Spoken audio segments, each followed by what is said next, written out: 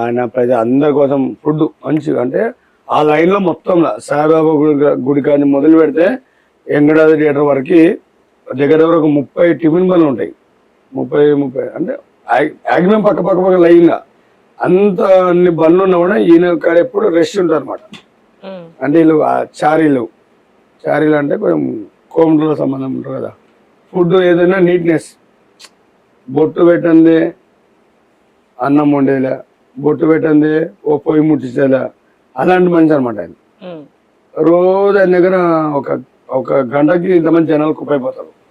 అంటే ఆ సాయంత్రం టైంలో సినిమా 5 గంటలకు సినిమా ఇప్పుడు అది బండి ఉందా ఉంటే పోదాం. దాని ఎదురుగా దిల్సుఖ్ పాన్ షాప్ ఉంటది.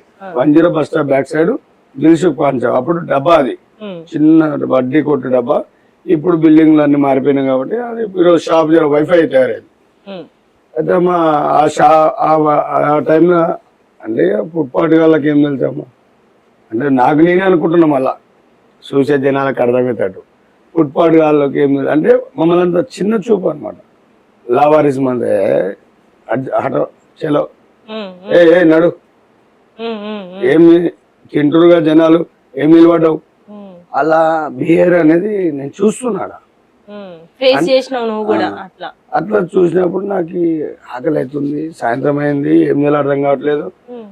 జోబులో డబ్బులు అంటే డబ్బులు విలువ మనకు తెలియదు. ఆటన్నా 5 పైసలు, చారన్నా 1 పైసా అంటే మినిమం 5 పైసలు కానీ నేను వాడినా.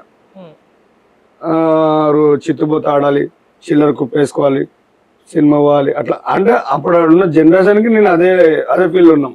ఇంత జుట్టు, దాని నిండా పెయిన్లు, బట్టలు సరిగ్గా మాసిపోయిన బట్టలు, కింద వెనక ట్యూబ్లైట్ల చెడ్డీలు. మా భవిష్యత్తుకి అదే ఎక్కువగా అటు పోతుంటే ఆ టైంకి అడగనిక చేతగాక, అడిగితే ఏమనుకుంటారు అని మనసు చంపుకోలేక వాళ్ళు తినే ఇస్త్రాకులు సినిమా టైం అయితే దబ తినేది పడేది. అంటే డస్ట్బిన్లు లేవు కదా అప్పుడు. ఆయన గంప పెడుతుండే, ఆ గంపలు కూడా వేసిన వాళ్ళు వేస్తారు, ఎన్నో లేరు. అంటే ఆ ఫ్రాడ్లో ఎట్లా పడతారో పడేసిపోతారు అన్నమాట.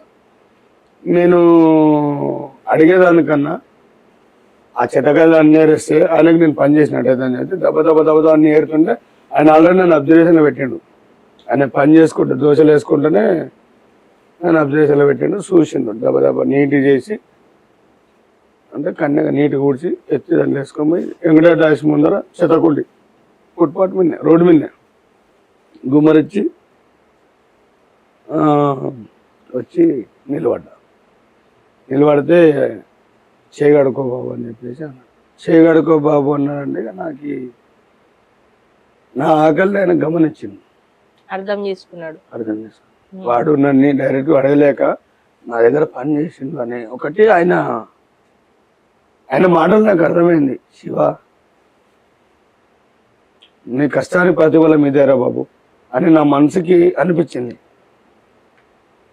అప్పుడు అన్న పెట్టగానే చేయగడుకొని ఆయన అన్ని ఇరిపోయిన ఇడ్లీలు అన్ని దులిపి ప్లేట్లో అదే ఇస్తరాకులా, అప్పుడు అవి మోది ఆకులలో పెట్టి పెడితే ఇంకా తిన్నా. తిన్నాక అనిపించింది మనిషి కష్టపడితే దాని సుఖం అలాగుంటుంది. ఆ కష్టానికి ప్రతిఫలం ఇంకో విధానం ఉండదు. అది గమనించిన నేను ఆయన తినగానే లేచి ఆయనకేం చెప్పలేక నేను చేయగడుకున్నా. అది ఇస్రాకు చెత్త డబ్బాలు పెట్టినా. వెనుక ముందు పోయేస్తానే వస్తానే ఉన్నానే నాకు కడుపు నిండింది. అది చక్కగా ఏడిసిన ఇక తోవయ్యా మళ్ళా మా పిల్లల కాడికి పోయినాం. ఇక 7-8 అయిపోయింది. నన్ను వచ్చి ఇక వేరే దోస్తులు ఉంటారు కదా పిల్లలు, పారిపోయి వచ్చిన వాళ్ళు వీళ్ళందరూ జమ అవుతారు. అట్లా ఒక 10 మంది పిల్లలు తయారు. మేము పిల్లలలో ఒక బ్యాచ్, వాళ్ళందరూ ఒక బ్యాచ్ ఉండే. సినిమా పోయినప్పుడు చిత్తుపోత ఆడేటప్పుడు జమ అవుతుండే మేమందరం. కోనర్కు థియేటర్ ముందర గేట్ ఉంటుంది, ఆ గేటుకు అరుగు ఉంటుంది. అరిగిపోయిన కూర్చొని ఆడుతున్నాం అనమాట. ఆడ గోలి సోడాల బండి ఉంటది, షాపు ఆంధ్రది మంచి ఫేమస్ వాళ్ళు ఇద్దరు. ఇక్కడిది కోటి అక్కడిది కోటి ఉంటది, ఫుల్ ఫేమస్ వాళ్ళు. ఇక అట్లా మా ఆనందం అదే. ఇక చూసి ప్రతిరోజు తినాలి. ఆడ అన్న ఒక ఐస్ క్రీమ్ బాల్ ఉంటుంది ఎదురుగా, ఆ cup ice cream cup ball type లో ఉంటది. తిన్నాక మూత పెట్టుకుంటే దాన్ని బాల్ ఆట ఆడుకోవచ్చు, ప్లాస్టిక్ ది. ఆవిటి కోసం వాడు బాగా నిలబడుతుంటే చూస్తుంటే ఆ కప్పులు ఎంగిల్ కప్పులు అంటే బాల్ కొనుక్కునే శక్తి మాకు లేకపోయినా కూడా ఆ తిని పాడేసిన పుల్ల కట్టె పుల్ల ఉంటుంది కదా, ఆ కట్టె పుల్లతో గీరుకొని నాకు తోట మీద. అంటే ఒక మనిషి ఆకలి ఆశ ఉండేది, ఆడ ఉన్న మా టైం ఆశ ఉండేది. ఫుట్పాత్ కాలే కదా, ఏ ఆల్రెడీ మేము షాపులు తిడుతున్నాయి, ఎంగిలి పుల్లలు రా తినొద్దురా బాబు అన్నట్టు తిడుతుండే. ఒకటే సైడ్లో వంగినామంటే 5-6 పుల్లలు రపరపరపర వేరుకునేది, ఇంక ఏడిసేది, ఇక సాబా గుర్తు కురికేది. ఇక అట్లా ప్రతి ఒక్కటి లైఫ్ గడిపిన కొన్నాళ్ళు. అక్కడ నుంచి ఈ పిల్లల మందరం కలిసి మధ్యాహ్నం టైంలో వీళ్ళు పిట్టల పిల్లలందరూ ఈత పోతుండే సరూనగర్ చెరువుకి. ఆ కోనర్ గల్లీ నుంచి direct Shivaganga theatre back side నుంచి అట్లా పడి అవతల పోతుంటే పోయి సరూనగర్ తెల్ల అంటే ఎంత హైట్ నీళ్ళు వస్తాయో అంత దూరం బుడదకి. అప్పుడంతా నీళ్ళు సఫాయి నీట్గా ఉంటుండే. పోతుంటే ఈతలు కొడుతుంటే అక్కడ వేరే వేరే బస్సులు వస్తుంటే మేము పోతుండే. అంటే అది ఒక టైమింగ్ సెట్ అయిపోయింది మాకు, ఈ టైం పోవాలి, సినిమా టైం కల్లా రావాలి. సినిమాకి ఎట్లా రూపాయిన్నర జమ చేసుకోవాలి, అట్లా చిల్లర ఆడుకోవాలి అట్లా. అప్పుడు శివగంగా థియేటర్ కొత్తగా ఏదో ఒకటి ఓపెన్ అయింది, ఫస్ట్ రెండిట్లో ఒకటి ఓపెన్ అయింది, ఇంకోటి కాలే. శారదా టాకీస్ పోతే పాత సినిమాలు వస్తుండే, అన్ని చిరంజీవి ఇట్లా అందరిది వస్తుండే. మా జీవితం ఉన్నాం అంటే డబ్బులు కావాలి, సినిమా కావాలంటే డబ్బులు కావాలి, ఆ డబ్బులు ఊక రావు కదా. ఈ బ్యాచ్ మాకు ఎవరైతే ఫుట్పాత్ బ్యాచ్ జమ అయింది కదా, వాళ్ళ దాంట్లో కొందరు దొంగలు ఉన్నారు. నాకు దొంగలు తెలియదు, దొరలు తెలియదు. అని జర వాళ్ళు డబ్బులు బాగా జర ఊగా మా ముందర లెక్క పెడతాము, చూడటము, తినడము, జర మేము అది ఇది అన్నట్టు ఉంటుండే. మేము కూడా పనికి వస్తాం మీతో పడడానికి. పోతే సాయంత్రం 8-9 గంటలకు ఎమ్మడి పెట్టుకొని తీసుకుపోతుండే వాళ్ళు. 8-9 గంటలకు మేము పోతే ఆ టైమింగ్ కరెక్ట్ టైం అనమాట. ఇక ఇంకొద్దిగా కొత్తపేట మార్కెట్ నుంచి కొద్ది ముందర పోతే ఆడ కోర్టు ఉంటుంది ఒకటి, ఇప్పుడున్న కోర్టు కాదు, ఇంతకుముందు పాత కోర్టు ఉండే పెట్రోల్ బంక్ కాడ. ఆ కోర్టు కాడ బండి ఎక్కితే కరెక్ట్ చైతన్యపూర్ కాడ న్యూటర్న్ అవుతుంది. ఈ న్యూటర్న్ కాడ దిగిపోవాలి. ఈ లోపల ఏం చేస్తారు, బండి ఆడ ఎక్కితే వీటికి వచ్చే లోపల 1 కిలోమీటర్ మినిమం, కిలోమీటర్ ఉండొచ్చు. ఆ డిఫరెంట్ లోపలనే ఎక్కి టాట్పాటర్ కోసేసి ఆ మామిడి పండ్లు, బత్తాకాయలు, ఏ లోడ్ ఉంటే అలవాడు, వాళ్ళ బుద్ధి ఉన్న లోడ్ దొరికినది ఒకటి 60-70 కాయలు వేసుకుంటుండ్రి. వేసుకొని ఆ వేట్లో దిగి మా దగ్గరకు వచ్చి మమ్మల్ని ఒక షట్టర్ కాడ బండి పెడుతుంటాడు. అప్పుడు ఒక బార్ ఉండే, కల్కంపౌండ్ బార్ ఉండే, దాని పక్క పోండి కొంచెం పెట్రోల్ బంకు ఇసుకలు ఏమి ఉంటాయి. ఆడ బండి పెడుతుండే మమ్మల్ని, అన్ని తెచ్చి పెడితే దాన్ని మంచి మేము వాళ్ళు ఎడ తెచ్చారో మనకు తెలియదు.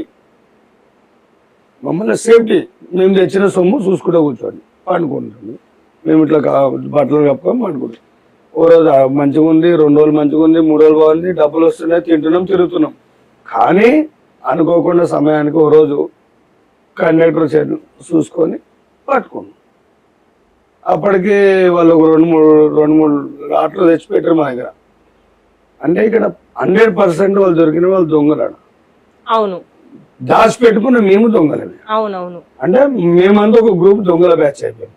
అవును, అది వాళ్ళు కొట్టిరు మమ్మల్ని, ఇయర్ మరి కొట్టిరు. అసలు మీకు సంబంధమే లేదు మొత్తానికి, అది ఏం చేస్తున్నారో కూడా మీకు తెలీదు. పోయి చూసి ఆ కొట్టినప్పుడు ఇట్లా లేపు అంటే మా జుట్టు పెద్దది, ఇక ఇట్లా లేపు ఎత్తేస్తుంటే కొట్టు పానం చచ్చిపోతుండే మాకు. అది ఏం జరుగుతుందో కూడా తెలియట్లేదు. కాలిబీలి తెలియదు సార్, కొట్టదు అంటే బరియలు చిన్న బరియలు తీసుకొని కొడుతుంటే, ఈత బరియలు తీసుకొని కొడుతుంటే మస్తు అంటే ఒకరికి చెప్పుకునే వయసు కాదు మాది. పోనీలు మా అమ్మ నాన్న చెప్పుకునేక ఆడెవరు లేరు మాకు. పోనీలు పిల్లలలో చెప్పుకునేక వాళ్ళు వచ్చేలోడు వీళ్ళు ఎవరు ఉండరు. అంతా దొంగల బ్యాచ్ తిరుగుతారు. మాకు నచ్చక మేము మా బతుకు చెడ, ఇంత బతుకు మనకి ఏం లాభం అనే ఆలోచన మాకు మొదలైంది. అప్పటికే ఇక నుంచి వచ్చినాం, కొన్నాళ్ళు దొబ్బినాం, అట్లా ఇట్లా ఉన్నాము. మనిషి మారాలి, ఎట్లయినా మనిషి మారాలి. మనిషి మారకపోతే నడుమంతర సాగు మనది వద్దు, ఈ బతుకులు వద్దు మనకు అనేది మాకు బాగా అర్థమైపోయింది. ఈ లైఫ్, ఈ బతికిన ఒకటే సచ్చిన ఒకటే అనేది మాకు బాధ అనిపించి ఇంక మళ్ళీ ఎప్పటిలాగా ఏదో పూర్తిగా అదే సినిమా టాకీస్లు, అదే ఫుట్పాత్ జీవితం అన్నీ ఉంటున్నాం. అప్పుడు మాము ఒక 18 మంది పిల్లలు తయారైన దాంట్లోనే ఒక 4 వెళ్ళిపోయారు. అప్పటికే ఆ 4 ఏంది అనాథ హాస్టల్ పట్టుకుపోయారు. అనాథ అంతా సిద్ధూర్ హాస్టల్ వాళ్ళు వచ్చి పట్టుకుపోయారు. మేము ఎవరు లేరు కదా, ఇళ్ళకి ఇట్లా పోయారేమో వాళ్ళు అనుకో మేము కొంచెం సైలెంట్ అయిపోయినాం. వాళ్ళు ఒకటేసారి సడన్ గా కనబడి నీట్గా మంచిగా ఉన్నారు. మేమేమో చినిపోయిన బట్టలు మాసిపోయిన మొత్తం ఇట్లా అంటే ఇంత మట్టి వెళ్తుంది గొంతులకి, ఇది చేతులకి మట్టి. అంటే వాషింగ్ లేదు మాకి, ఖాళీ తిన్నామా అడుకొచ్చుకొని తిన్నామా అట్లనే అనుకున్నామా, ఆ బోరింగ్లు కొట్టుకొని నీళ్ళు అయినామా. ఆఖరికి నీళ్లు రాత్రి కూడా దొరకకపోతే వర్షం పడ్డ నీళ్లు గుంతలో, మన గుంత మట్టి గుంత, రోడ్డు పైన గుంతలో స్టోర్ అయిన నీళ్ళని కూడా తాగుతుంటాయి.